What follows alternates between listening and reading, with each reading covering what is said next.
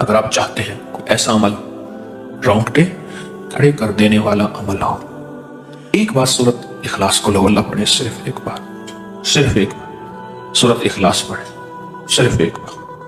اور جب پہنچے نا اللہ الصمد قل هو اللہ احد اللہ الصمد، میں یہاں بھونٹ پورا میں کچھ دن رہا. ایک سال میرے پاس آئے، مجھ سے کہنے لگے کہ میرے اوپر کسی نے ایک ایسا کالا جن اور ایسا خطرناک جن مسلط کیا ہے کہ جو میں آنکھوں سے دیکھتا ہوں اور میری بیوی آنکھوں سے دیکھتی ہے، بچوں کو نظر نہیں آتا، کوئی گھر میں آئے اس کو نظر نہیں آتا، میں آنکھوں میں دیکھتا ہوں. کہنے لگا ایسے دیوار کے اندر چلا جاتا ہے، پھر دیوار سے باہر نکل آتا ہے، چھت کے اندر جاتا ہے اور چھت پھٹتی محسوس ہوتی ہے. ہم ڈر کے بعض اوقات ہٹ جاتے ہیں کہ چھت پھٹی ہے گر نہ جائے، پھر وہ مل جاتی ہے، پھر ایسے چلا جاتا ہے. وہ کالا جن ایسے چلا جاتا ہے، ایسے آ جاتا ہے. کہا کہ اسے کسی نے ہمارے اوپر مسلط کیا. ان کے کچھ مسائل تھے، کوئی آپس میں مسلط کیا کہ وہ جن ایسا ہے ہمیں عبادت نہیں کرنے دیتا، تسبیح نہیں کرنے دیتا، وظیفے نہیں کرنے دیتا، اعمال نہیں کرنے دیتا، ہمارا منہ بند کرتا ہے. مجھے آج بھی اس بندے کے الفاظ یاد ہیں. تو اس کے ساتھ بوڑھی خواتین تھی، ایک بہن تھی، ایک بیوی تھی، بیچارہ حالات کا ستایا مرا ہوا، کچھ 60 65 کے 70 کے قریب اس کی عمر تھی. کہنے لگا کہ جب میں قل هو اللہ پڑھتا ہوں تو اس کی گرفت ڈھیلی پڑ جاتی ہے، اور جب میں پڑھتا ہوں نا اللہ الصمد، تو کہا کہ اللہ الصمد پڑھتے ہی وہ ایک دم دور ہو جاتا ہے، ایسے جیسے کسی چیز کو کوئی دھکا دے اور وہ چیز دھکے سے ایک دم دور ہو جائے. اللہ الصمد، ایک دم وہ دھکے سے ایک دم کوئی دور ہو جائے. کہا کہ ایسے ہی ہوتا ہے اللہ الصمد. اور کہا کہ بس یہ وظیفہ جو ہے، کہا کہ مجھے مفید ہوا ہے، موافق ہوا ہے یہی وظیفہ. اور کہا کہ بس اب میں صرف یہی وظیفہ پڑھتا ہوں. اسے کہنے لگا آپ مجھے کوئی وظیفہ بھی دیں گے نہیں پڑھنے دیں گے، یہی اگر اجازت دے دیں. میں نے کہا اس سے بڑھ کے اسم اعظم کون سا ہے، اس سے بڑھ کے پرتاثیر چیز کون سی ہے؟ میں آپ کو یہی وظیفہ دے دیتا ہوں، آپ اسی وظیفے کو پڑھیں. پھر میں نے اس کو ایک ترکیب بتائی، آپ کو ہی بتاتا ہوں، شاید میں زندگی میں پہلی دفعہ بتا رہا ہوں یا پہلے بتائی ہوگی، جہاں تک میری یادداشت ہے پہلی دفعہ بتا رہا ہوں. یہ نہیں کہ چھپاتا ہوں، دعویٰ تو پھر بھی نہیں کر سکتا، بھول جاتا ہوں پھر یاد آتی ہے بازو کا. اب وہ چیز آپ کو عرض کر رہا ہوں. میں نے اسے کہا صرف ایک دفعہ سورۃ اخلاص پڑھ، اول آخر 3 دفعہ درود شریف. رونگٹے کھڑے کر دینے والا عمل، اس کا نام جو میں نے سال سے رکھا ہے، رونگٹے کھڑے کر دینے والا عمل.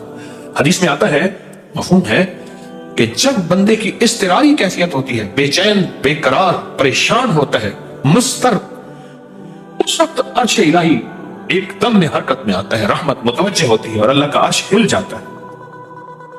رونگٹے کھڑے کر دینے والا ایسا عمل جس میں انسان جو ہے بس ایک پل میں ایسے بے چین بے قرار ہو.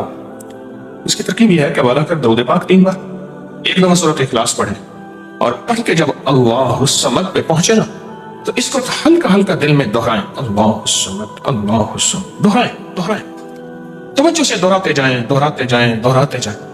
پہلے الفاظ آتے ہیں، اور سے سنیے گا، پہلے الفاظ آتے ہیں پھر کیفیات آتی، پہلے الفاظ آتے ہیں پھر کیفیات آتی.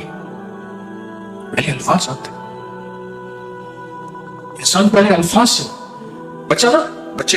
بچے کو آپ ایسے لوگوں کے ساتھ پلنے کے لیے جو بول نہیں سکتے. بچہ کبھی نہیں بولے گا، وہ کام کرے گا، بول نہیں سکے گا، کیونکہ بچہ الفاظ چنتا ہے پھر وہ الفاظ بولتا ہے. یہ الفاظ ہوتے ہیں. کسی نے پوچھا حضرت میرا دل ذکر نہیں کرتا، بس زبان سے کرتا ہوں. کہا مبارک ہو، اللہ نے جسم کے ایک حصے زبان کو قبول کر لیا ہے، اس کو نہ چھوڑنا، ایک وقت آئے گا دل بھی قبول ہو جائے گا. ایک وقت آئے گا دل بھی قبول ہو جائے گا. اس زبان والے ذکر کو نہ چھوڑنا، وقت آئے گا دل بھی قبول ہو جائے گا. اس کو نہ چھوڑ. حقیقت کہہ رہا ہوں. میں نے اسے کہا کہ ایک ایسا کام کر، تنہائی میں بیٹھ، اور تنہائی میں بیٹھ کے نا بس صرف تو ہو، اللہ ہو، بندہ ہو. تنہائی میں بیٹھ، اور तन्हाई में बैठकर आपने जिक्र करना, तन्हाई में बैठकर आपने जिक्र करना, तन्हाई में बैठकर, और अल्लाह समद की ज़रबे लगानी है दिल पे, दिल पे, दिल पे। पढ़नी सिर्फ एक दफा सूरत इखलास है, और जब देखे ना रोंगटे खड़े हो गए हैं और अंग अंग में से आंसू बहना शुरू हुए हैं, आंखों से, आंसू से और दिल से और कैफियत से हर जिस्म का हिस्सा अल्लाह की तरफ मुतवज्जे हो गया है।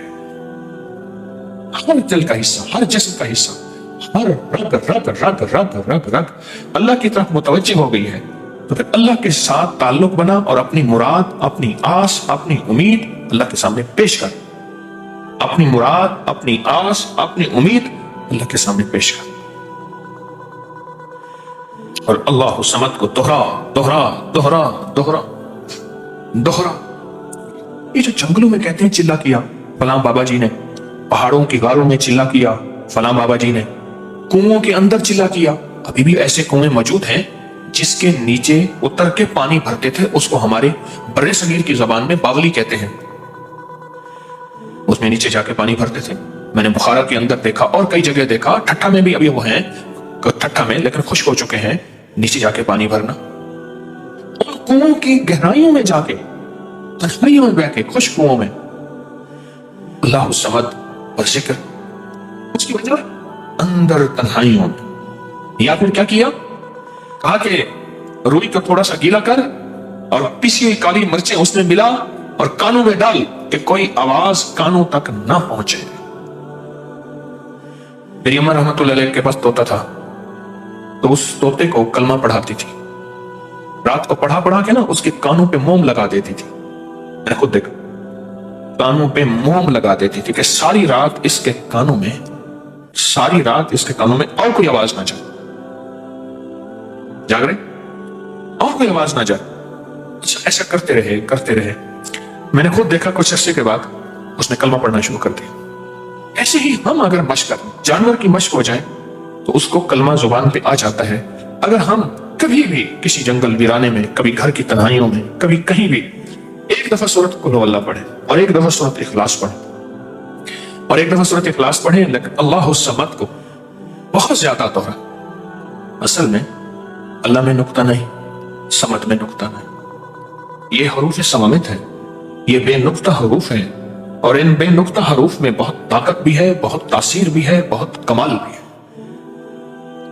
अल्लाहुम्मा इग़फिर ली व लिवालिदैया व लिलमुमिनीन वल मुमिनात वल मुस्लिमीन वल मुस्लिमात। आप इस वजीफे को उठाएं, इसमें जरा चुने कि बेनुक्ता हरूफ कितने हैं।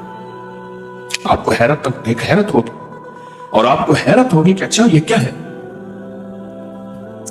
जो तबीब कामिल हो जाता है ना, याद रखिएगा, जो हकीम पुख्ताकार हो जाता है, जो डॉक्टर पुख्ता हो जाता है, वो किसी का नुस्खा देखते ही ना एक पल में दवाएं देखता है और दवाएं पढ़ता है, कहते बस इसमें थोड़ी सी तब्दीली कर दे बाकी ठीक है, या कहते हैं नहीं तब्दील ना करें यही ठीक है।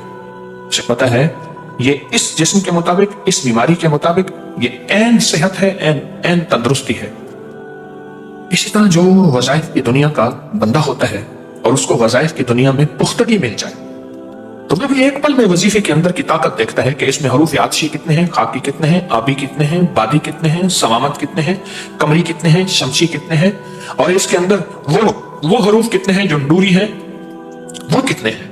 एक पल के अंदर उसे वजीफे की ताकत और तासीर, और एक पल के अंदर उसके कमालात उसके अंदर खुल जाते हैं। अनदेखा जहान है, लाहूत मलाकूत का जहान है। एक साहबी हज़रत मुआज़ बिन जबल रहमतुल्लाह रज़ी अल्लाह तआला अन्हु, वो फरमाते हैं कि जिंदगी महदूद है, इल्म लामहदूद है। उन्हीं का फरमान, शायद उन्हीं का फरमान है कि जिंदगी महदूद है, इल्म लामहदूद। तो जो इल्म लामहदूद है उसको हमने अपनी अकल से समझने की कोशिश करें, अपने शऊर से समझने की कोशिश करें, अपने एहसास और इदराक से समझने की कोशिश करें, तो नहीं समझ सकते। इल्म है ही लामहदूद, उसकी हद नहीं है। तभी अगर आप रोंगटे खड़े कर देने वाले अमल को चाहे ना, तो बैठ के इसकी मशक कर ले।